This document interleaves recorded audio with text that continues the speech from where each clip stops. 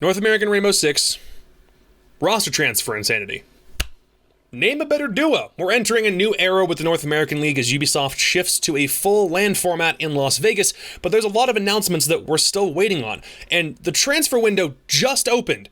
And already we're doing a lot of crazy shit. The first thing is Xset officially entering the Siege scene with the pickup of the rent-free roster, or 3/5 of it anyway. Sweater got banned presumably for cheating in Tarkov, and Prophecy has retired, so the team is Thomas, Filthy, and Drip, along with creators from Tempo Storm and the return of Butters. Also, Brycer is coach or something. Xset currently has teams in Valorant, PUBG, Counter-Strike, and Rocket League, and for those of you who haven't heard of them before, it's headed by a lot of former FaZe Clan executives that already have a really good online presence, even if they're a relatively small org still. They've got good sponsors, structure, socials, everything seems like they'll be a great addition to the scene, and personally, I'm really happy to see Thomas finally make it out of the Challenge League trenches and back into T1.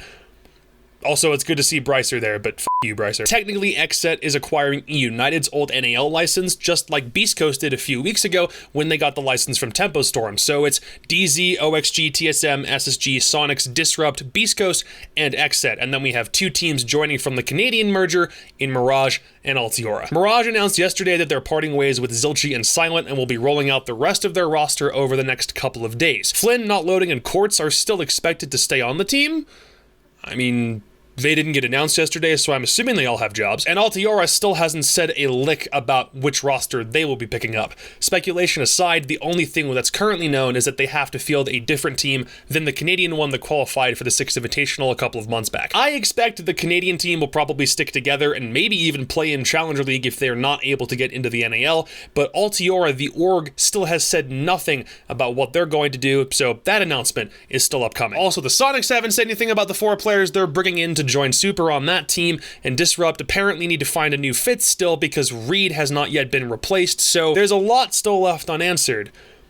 But then there's this other bit of news that came out just today. Dark Zero Esports have officially released Hotancold and are allowing him to pursue options with other teams. This ends a near 4-year stint of Hotancold being with this roster, not just on Dark Zero, but on SK Gaming before that, and on Flipside Tactics before that. That roster has made so many changes since 2016, and alongside Mint, he's been there for almost all of it. That kind of run is incredibly impressive, I don't care who you are. Details about his release haven't been shared yet, but to me, Hotancold has been such an integral part of Dark Zero's success, really helping to lock down this roster, that you really would only drop a player like him if somebody exemplary was on the table to sign instead. Like a rock-solid support player who helped to push Dark Zero to lands and even a major win in August of last year.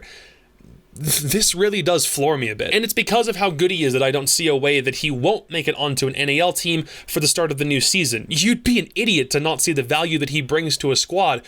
But the question now becomes, who is DZ getting to replace him? And before you ask, their CEO, Zach, has already confirmed that Hotancold will be receiving a portion of the Six Invitational 2020 prize pool, even though he won't be playing with them. That's in accordance with a new rule that was revealed this weekend when Ubisoft clarified that teams can transfer players on and off their rosters before the Invitational, but anyone who qualified and is no longer playing when it gets rescheduled in May must receive a portion of those winnings. Good call, and I appreciate Zach clarifying that point, but I don't know what to think, man. But again, Disrupt, the Sonics, Mirage, Altiora, and Dark Zero now all have spots to fill. And I'm sure all of that information will be released over the next couple of weeks. So hit up my Twitter, my Twitch, and this YouTube channel so you don't miss any more of these moves as they happen. Please and thank you. And also, keep an eye out for what's going on in Europe.